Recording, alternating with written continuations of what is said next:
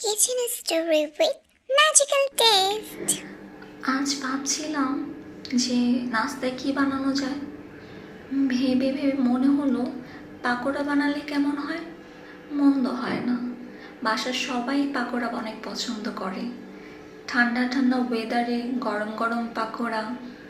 তো এটার জন্যে সব প্রিপারেশন নিয়ে নিয়েছি।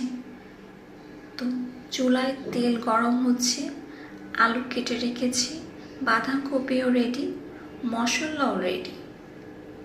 আর চোখের সামনে সব স্মৃতি ভেসে উঠল।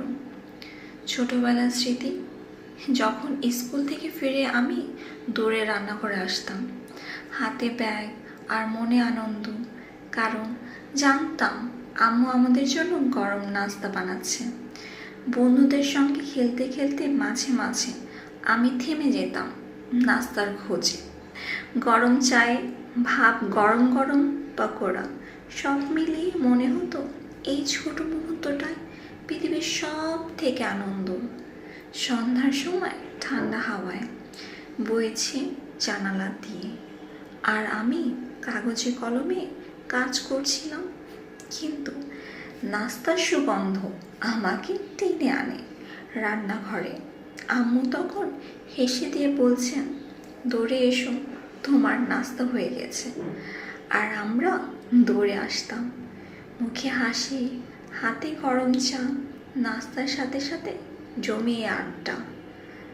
আজ আমি নিজেই নাস্তা বানাচ্ছি আর স্মৃতিগুলো মনে পড়ল। তো ভাবলাম আপনাদের সাথে একটু শেয়ার করি। ছোটবেলার কথাই আলাদা, তাই না? সেই শৈশবের স্মৃতিগুলো এখনো মনে পড়ে। ছোটবেলার স্মৃতিগুলো এখনো চোখে ভাসে। এখনো ভাবলে মনে হয় সেদিনেরই তো কথা। আমরা কত তাড়াতাড়ি বড় হয়ে যাই, তাই না?